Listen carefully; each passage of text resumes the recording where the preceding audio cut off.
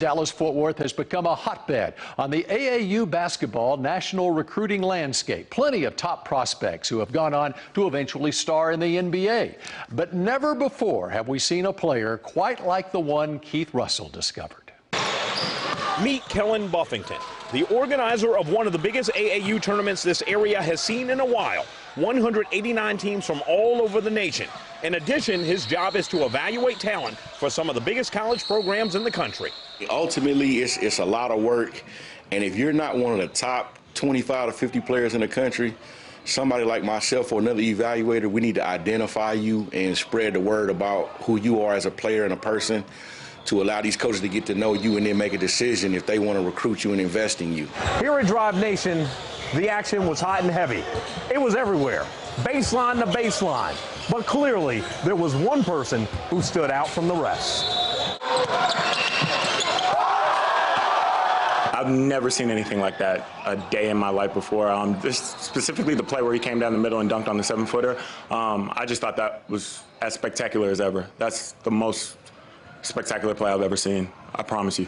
17-year-old Hansel Emmanuel playing for the SOH Elite team from Florida, passing through the Metroplex and putting on a display you literally have to see to believe.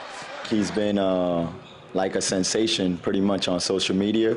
That at first it was kind of like one of those things where people might have thought it was a gimmick or, you know, they didn't know if he could do that against top talent. From the Dominican Republic and not having been in the United States long, Hansel's lack of English leaves him uncomfortable doing interviews. Having his left arm amputated below the shoulder when he was a kid is a subject he feels is old news, but not for the people who get a first-hand look and marvel at what he's been able to accomplish. To be honest, this might be one of the greatest gifts sometimes we don't look at it as a blessing at the time, right? But we never know what he would have been if he would have had, both limbs or not. And the ground ball to short.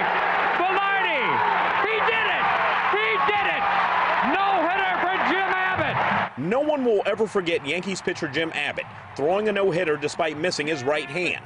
Or a couple years ago, linebacker Shaquem Griffin drafted by the Seahawks despite missing his left hand. We've seen limb-deficient athletes excel before, but a high-level Division I basketball prospect missing an entire arm is unheard of.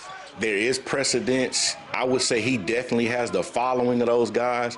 I don't think we've seen it a little bit in basketball, but not to this level. It's just a testament to his work ethic and how good he is and how athletic he is and how special he is as a person. So I think there's always still room to grow, and I think the sky's the limit for a kid like him. Now the question becomes, can the high school junior whose dad played professionally be a major player on the next level in college and beyond? If you work hard and you believe in your abilities, you can really accomplish anything you want to accomplish, like at whatever level you want to do it. That kid is going to find his way onto a Division I college basketball program. If he's doing that consistently over and over again against these types of guys, why are we even questioning it at this point?